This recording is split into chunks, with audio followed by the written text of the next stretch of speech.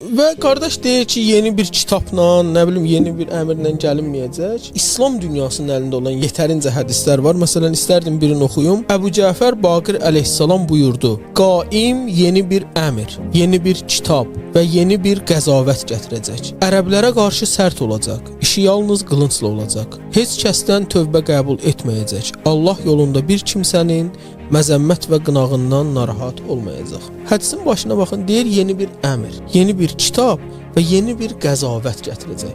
Demir ki, təhrif olunmuş şeyi düzəldəcək. Çünki müsəlmanların əksəriyyəti inanır ki, İslam o qədər təhrif olacaq ki, İmam Mehdi gəlib o təhrifi dəyişəcək, özünə qaytaracaq.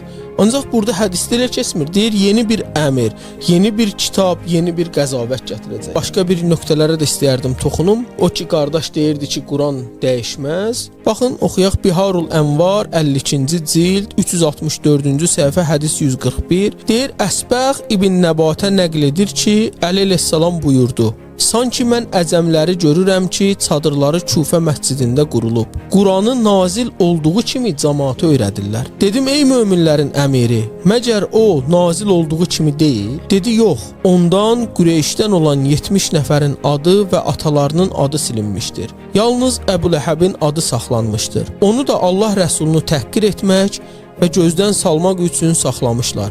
Çünki o peyğəmbərin əmsi idi. Yəni məsələ nədir? Hədisdə açıq-aşkar deyir ki, qaim gələndə Quranın nazil olduğu kimi cəmaata öyrədəcək. Sual verir ki, məgər Quran nazil olduğu kimi deyil? İmam əleyhissalam da buyurur ki, xeyr, Quran nazil olduğu kimi deyil. Oradan 70 nəfərin deyir adı çıxarılıb Qureyşdən olan. Bir dənə deyir Əbu Ləhəbin adı saxlanıb. Çünki o da peyğəmbəri təhqir eləmək üçün ki, bax sənin əmin haqqında Quranda bu cür belə deyək də onun əlləri qurusun, nə bilim boğazından asılsın, o cəhənnəm ayəsi var Əbu Ləhəb haqqında. Ona görə ki, sənin əmin bu cürdür.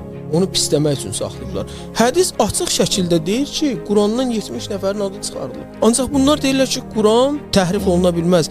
Məsələn, hədislər bunu çox bildirirlər. Hədislərdə açıq şəkildə bu məsələlər qeyd edilibdir. Hətta hədislər var, inşallah mən onları da oxuyaram.